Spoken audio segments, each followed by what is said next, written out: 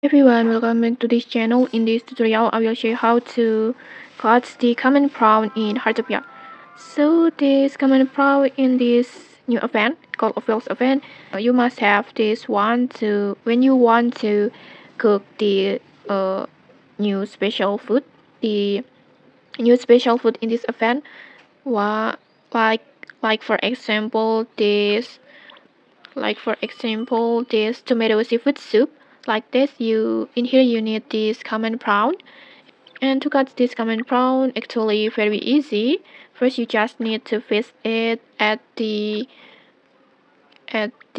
east sea like this, and it spawns all time everywhere. So I think it's really easy to cut.